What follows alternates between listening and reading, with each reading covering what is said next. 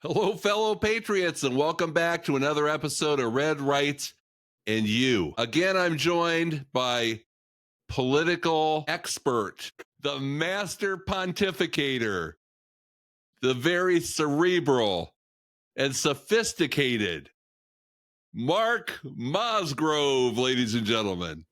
How you How's doing it going? today, Mark? I'm doing good. Yeah, How Mark are and I you? wanted to talk a little bit this week about something that's kind of dominating the news, and everybody has an opinion, but it's the biggest initiative that President Trump is being criticized for by both sides of the aisle in some cases, mostly, of course, by the Democrats, but there are some Republicans that aren't in agreement with it as well. And that is tariffs. My opinion is I love reciprocal tariffs. And as far as the other more aggressive tariffs, I think it's helpful to do something like Caroline Leavitt, the press secretary, did, and was very transparent with what Canada is putting a tariff on the United States for. And I think if we did that with everything, we'd be a lot better served. And then we could see where we stand and we could understand why he's doing what he's doing with these tariffs, because he's using them as a way to bring jobs back into the U.S. and as bargaining chips. Mark, I know you have some ideas on this subject, so go ahead and take it away, my friend. Thank you for having me. First of all, I did a little bit of research on the history of tariffs. They've been around since ancient Greece, where people had to pay a certain percentage of goods to bring them into Greece, and we're talking over a couple thousand years ago. When it comes to America, the United States, I can't remember what year it was, the United States did not have the ability to even tax or raise taxes. So the only income that the United States government had at the early stages was tariffs until they created the government in the system to be able to have income tax and that sort of thing. Tariffs have been used all through the years, and if you read the history of tariffs, you've got sometimes where they made the tariffs bigger, and then these effects happened, some good, some bad. Sometimes they made them smaller. Some economic experts say tariffs are all bad. Some say they're good. You know, all these people are well educated. They have their opinions. They even can't agree on tariffs back with the Great Depression. Some say that tariffs caused the Great Depression. Some say actually the tariffs helped in the Great Depression. And these are all experts. So how do you know what to believe? The only thing that I can think of is how does it impact us as an individual? Now I'm going to ask you right here today, how are these tariffs going to impact you individually right now? Well, I think you would have some decisions to make. A lot of people are saying that they are going to affect inflation, and the prices of goods and services are going to go up. So I think it's going to affect some items more than others, especially the ones that are being singled out and say, okay, I'm going to put a tariff on this, this, and this. And then I think we've got decisions to make. What we shop for, if we buy domestic products, if we buy products that are made here in the United States, the tariff shouldn't affect us at all. If we buy products that are being brought in, it's a possibility that they push those off on the consumer, and proverbial, shit rolls downhill. So right now, I can't see them affecting me too much, but I think it all depends on what items and what tariffs we're talking about. Right. Well, before we started filming this, I started thinking about how do tariffs impact me personally. And the first thing that came to mind is I sell boiler parts, and almost all of them come from other countries. For example, this part right here, made in Germany. So the American company who sells boilers uses this fan on their boiler. How much money is made on this part from when it's made in Germany to the very end where someone buys this part from me and fixes their water heater or boiler? And they always blame the middleman. Oh, it's more expensive because of the middleman. But the reason why is because you have distribution. Like, for example, I'm selling this part, so I'm making my cut because I'm selling this part. When I buy this from the manufacturer, they're selling the part to me. They're making their money off of it. But then there's reps in between that are making their money off of it. So everybody's making money off of this part. And it'd be really easy to say, well, can't you just go to the source and get it for half off? But you can't go buy it from the factory in Germany where this was made. So there's probably a tariff on this part because it came from Europe. So this part might cost more money now if they raise import tariffs in Europe. So I'm thinking to myself, that's bad. But on the other hand, if your boiler breaks or your water heater breaks and you need this part, whether this part is $400 or $450, you're going to buy the part for something like that. But then when it comes to discretionary, go into the liquor store and you've got all the imported liquors. Now, say you like a certain scotch, or just name one. I think Dan Aykroyd's with the skull head. Actually, I've got one of them here. No, wait a minute. No, that's not it. I don't have the light on. I can't see. Oh, here it is. You know Dan Aykroyd, right? Yeah. This was like, I don't know, 40 or 50 bucks. And I bought it because I wanted to have this sitting there. Right. But I think it's in Canada. So now when I go in, if I wanted to buy this, instead of 40 bucks, it might be, 45 or whatever. If I want it, I'm still going to buy it. But I might go in there and be like, that's getting a little bit too expensive. I'm going to now buy Jack Daniels. So even though Dan Aykroyd's company might sell less alcohol, Jack Daniels might sell more. And they might increase production, and that puts people back to work. And the Jack Daniels plants grow and that sort of thing, and they sell more alcohol. So in that aspect, it's a positive. See what I'm saying? Absolutely. And but it's not going to happen. All these changes with the tariffs, it's not going to change everything immediately. And the other thing is, you even got like dumb little stuff like this. I had this car up here because this is the car I wanted as a kid. And I saw this in Walgreens one day on a little rack, made in China. Okay, it might have cost, I don't know, $5. If they put a tariff on this toy, actually, I think they're putting a tariff on the cost of it coming in, not what the sale price is. So even though you might have bought this for $5, maybe the actual cost of when it came in from China, maybe it was 50 cents. And everybody along the way made the money in the middle, including Walgreens. So I'm not an economic expert, but if they're paying a tariff on this part, it might be being paid on a small amount of the actual cost of the item. So when they say a 25% tariff, that doesn't mean that this car, which is $5, is now going to be $6, but it might be $5.30 or something like that. The other thing about them too is if they don't work, he can just back off on them. Right. And I think the whole hope of what he has is if we play hardball with them, they'll drop their tariffs down to more reasonable numbers. And then if they do, that opens up markets for American products. Because they said like India to buy I don't remember what it was. It was like a whatever percent tariff, several 100% markup. If we can get India to drop their tariff, then that actually opens markets up for America. So I think it's too soon for anybody pro or against tariffs to say it's good or bad. It's too soon.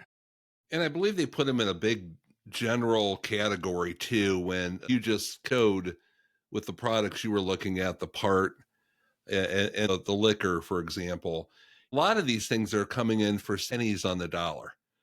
I won't use a specific product, but there's things you can get from China that cost 30 cents that you can retail here in the United States. It's incredible how much room there is there. So if it goes up, even if it's a 50% tariff on something like that, now it's 45 cents.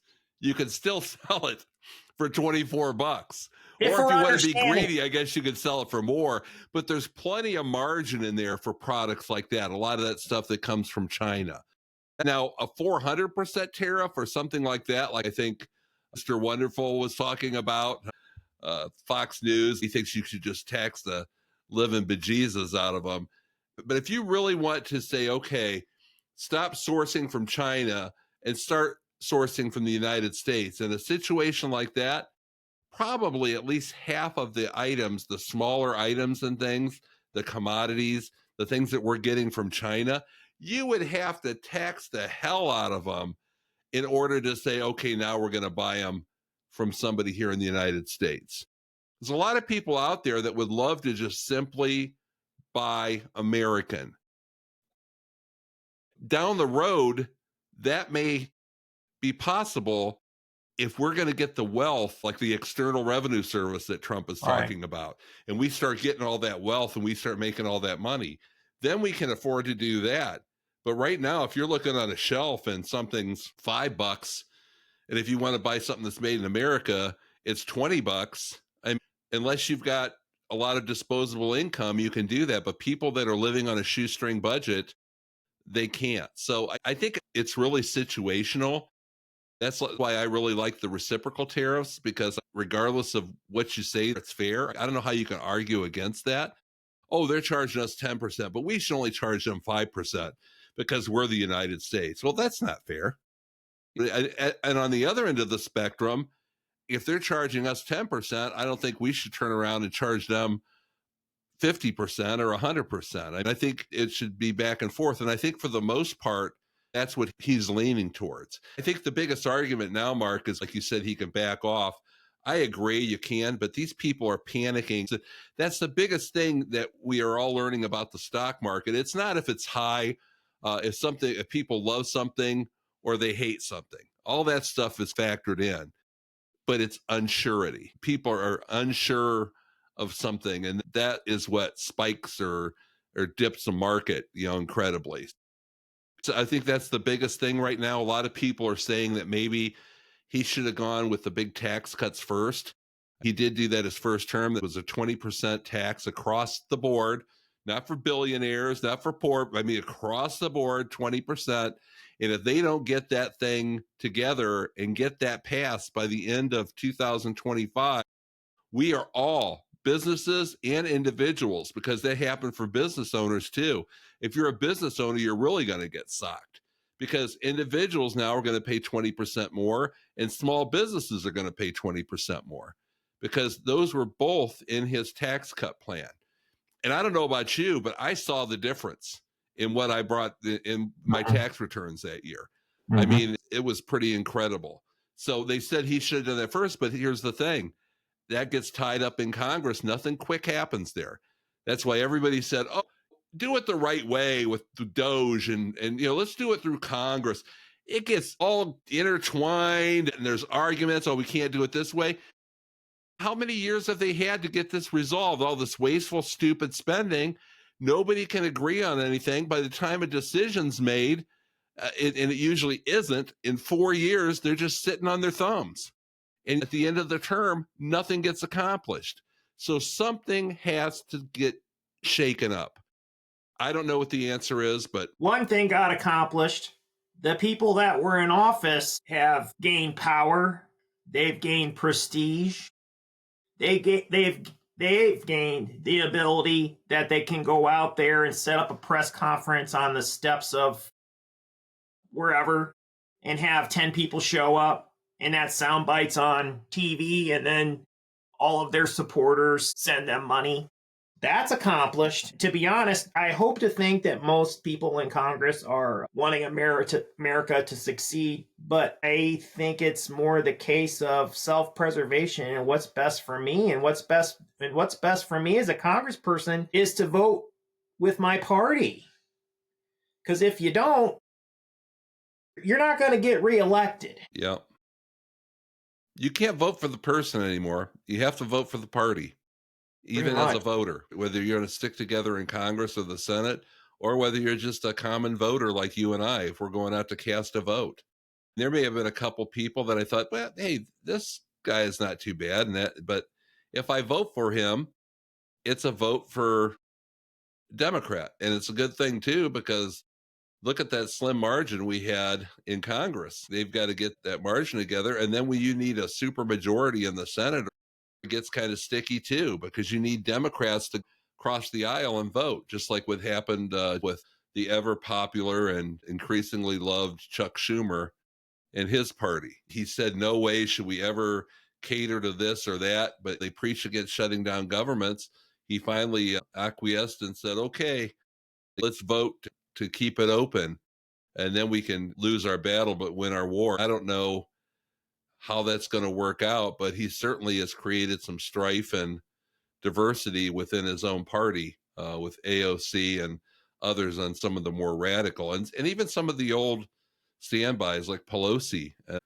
They're not too happy with it. But if they'd all get together and learn how to resolve this together, I love what Elon Musk is doing. He really can't be bought, and I don't think he has any kind of an ulterior motive. He's just trying to do what's right and, help the country to save money and prevent the country from imploding financially. But I think maybe you find a Democrat, and I don't know who it is, if there's one out there. I don't know if it's Fetterman or who it is, but somebody that is extremely concerned about government waste.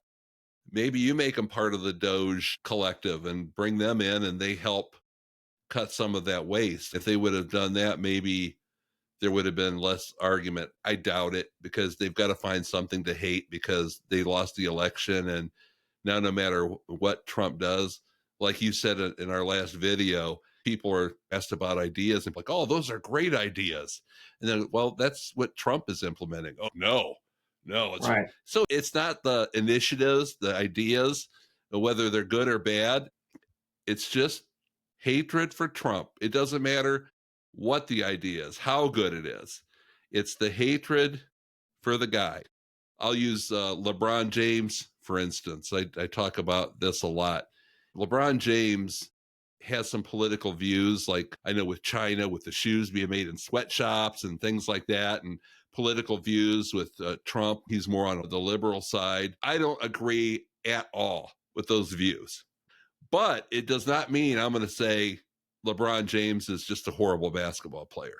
He's terrible. He's overrated. I've watched him play since he was a freshman, and as a former basketball player, I look more like the basketball now than the player. But I was a pretty decent basketball player, and I can say I enjoy watching the guy play the game. It's entertaining. He does everything right, besides flopping here and there, but overall, he's just really something to watch. And I think somebody like that only comes around maybe once in a lifetime. So you got to enjoy it. So it's the same thing with Trump. If you look at the accomplishments and not the personality, whether or not you like the person, and I don't think he's a horrible person. He's just got an different personality. Musk is a little like that too. They're not your mainstream common personality. You've got a little bit of a acerbic wit and some different qualms about him that people, he said some things that probably should have been thought out, but I don't think anybody can question his love for the country. He's a billionaire, for crying out loud. And Musk is on his way to being a trillionaire. And he lost $100 billion and he's still got a lot of money, but it's really affecting him. It's hurting him more than it's helping him financially, for sure. It's just the hatred for the people. And they're just all, I hate to say it, but they're sore losers. They didn't win. So instead of hoping that the new leader of the country can do some things that forward this country, they're criticizing the person himself. Just and give him a chance. We gave Joe Biden 4 years to royally screw everything up, but my gosh, it hasn't even been 100 days. It has been not even 60 days yet. So give the guy a chance. I think the tariffs are going to work themselves out. And I think he and his cabinet, this cabinet is, I think, easily the best cabinet that's ever been assembled. They're incredibly talented, incredibly smart, and they're going to figure it out.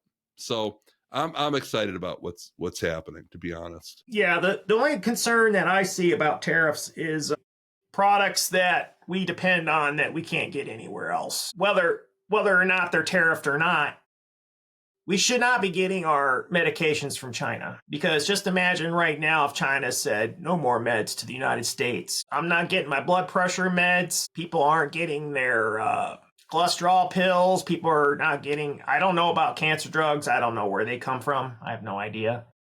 But that is a national security issue. Steel, those are all national security issues, because if you're relying on another country for anything, if they cut you off, you're screwed. Yeah, how about electricity from Canada? Yeah. for those Yeah, major cities. exactly. I mean, how did that ever happen where we're relying on another country to get a basic need that we have to have? That's insane. Well, is it because it's cheaper to get the electricity from there, or is it because the United States doesn't have the capacity to meet the demand? Which is it? I don't know. Nobody said. I've not heard. Which is it? Mm-mm. Are they buying electricity from Canada because they can't get enough electricity, or is it just I cheaper? think I it's don't know. just I don't know for sure, but I think it's probably just more convenient. You know, those cities are all up on the border.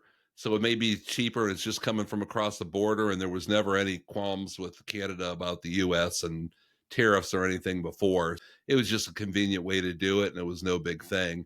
We never even heard about it until now because threatening Canada with those tariffs. I can see Canada's Ontario premier. He was always a big Trump supporter in the past. He was a big Trump honk, loved him.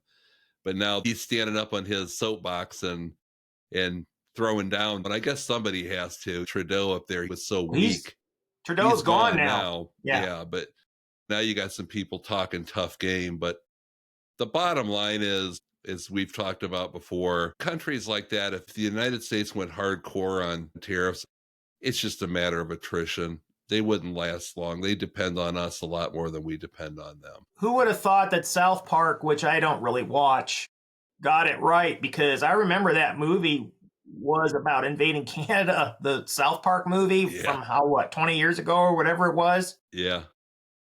That's just extraordinary. I think it's just crazy to talk about Greenland and the Panama Canal and taking territory. I think that's kind of scary to hear that kind of talk. What have we ever taken territory? If anything sounds like, and I would never compare it. Like I say, I think Trump only wants the best for our country, but like Nazi Germany or Stalinistic or whatever, I think it's that making somebody a state and taking Greenland and things. But who knows? Maybe that's something that we need to discuss. It's probably just a big negotiating ploy. I think it is. I think it is. It's Trump seems to be the kind of person that he'll throw everything at you to kind of scare you a little bit, and then people back off, and then he gets what he wants. Right. That's kind of the way it feels to me. Yeah, he's asking for this. Yeah, At first, yeah, you didn't want to give him this, but all the yeah. time he's settling for this. And That's that's the art of the deal. right. That's the way you negotiate all the way around. It's just different when you're negotiating with an entire country as opposed to a business.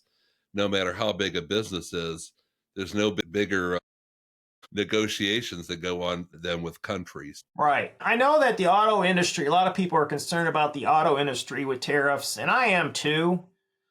Um, my fear with the tariffs with the auto industry is, on the one hand, if it's way more expensive for a foreign vehicle and then you buy a domestic vehicle, or you buy a foreign vehicle that's made in the United States, is do we have enough capacity to produce more cars in the United States? I mean, can General Motors say, okay, we need to ramp up production at this plant? We're running one shift, now we can run two or three. And if that's the case, that's good for America, unless they can't get the raw materials. I mean, everything is so interdependent. I mean, you could Yeah. say we're going to start building more cars in the United States, but you got to get every single component that goes into that Yeah. car. You have to get it to the right place to assemble that vehicle. Well, with your business, how many of those products that are made overseas, like that part for the boiler that you showed earlier, how many of those have the capacity to come over to the United States and Probably not. build? So there's two parts, I think, to the equation. One is the penalties, right? The tariffs, the penalties, whatever they are for building offshore in other countries. But the other side of the equation is there has to be enough incentive here in the United States with maybe like tax breaks, monies, loans, grants, whatever it is for these companies to come over and make it worth their while. Auto plant, maybe because a lot of the parts and things are manufactured there, and maybe you could adapt and put in new machinery and extra whatever it is to make different parts nearby or something like that. Takes And time. they have really deep pockets.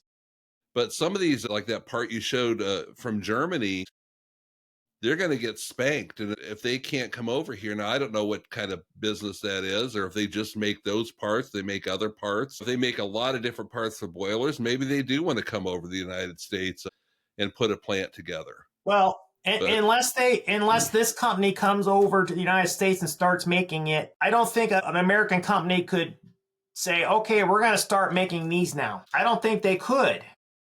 The main reason is you have your water heater, and every part in that water heater is designed for that water heater. And I have a couple lines that I sell that have like 8,000 active parts. I mean, how many parts needs to go into a water heater? But this water heater with this model takes this fan, this electrode, this sensor, this, and this, and then this other model takes totally different ones.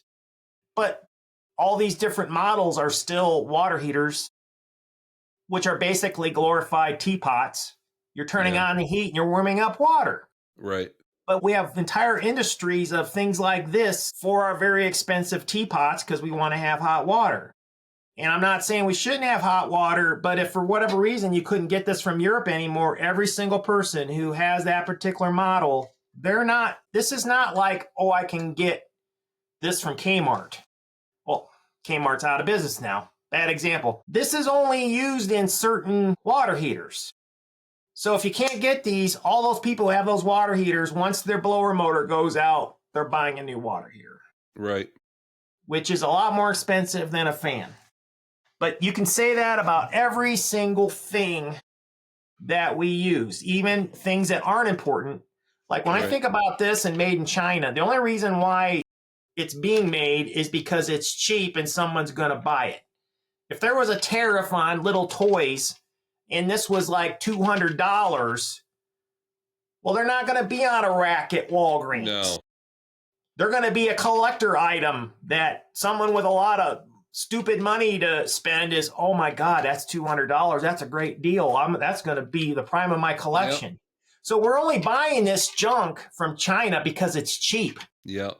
If it wasn't cheap, we wouldn't be buying it. My life would not be in any way diminished because I didn't have this on my shelf.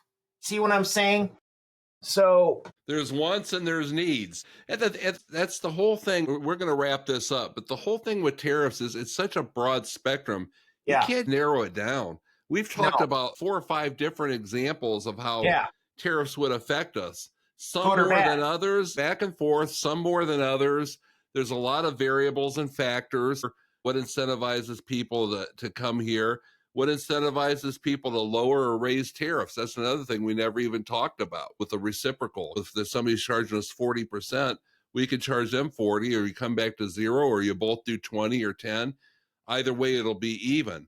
But they're all different commodities, different products, and they all are completely different. So it's a very deep subject, really. I hope everybody today learned a little more about tariffs, because we did. Even during this discussion, we opened some things up, but it's going to be going on for a while and only time will tell. But I would say give it time. I know people are skeptical. People were condemning Trump before he even took office.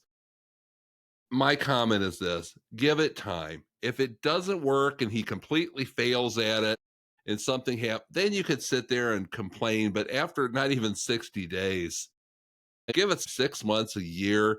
He's smart enough, and his administration and cabinet is smart enough to figure all this out. You got to trust him. And I do believe golden age is coming. It's going to be a great time in America. There's going to be a little bumps up and down the road. You just don't inherit a complete disaster and not have a few potholes in the road. But Mark, thanks again, my friend, for being here. I always appreciate you.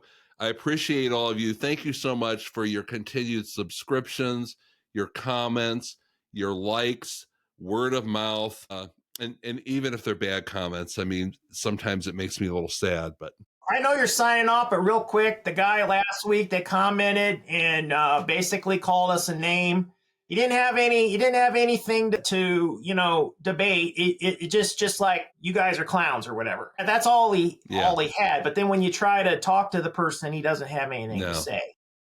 You know what? You got to comment back, Mark, and just say, "I know you are, but what am I?" Right? Yeah, there's no substance to any of them. But I appreciate you all again. Thanks again, Mark. God bless you all. God bless the United States of America. Stay strong. Stay patriotic. Stay the course. And we'll see you all soon. Thank you so much for joining us. Thank Bye-bye. you.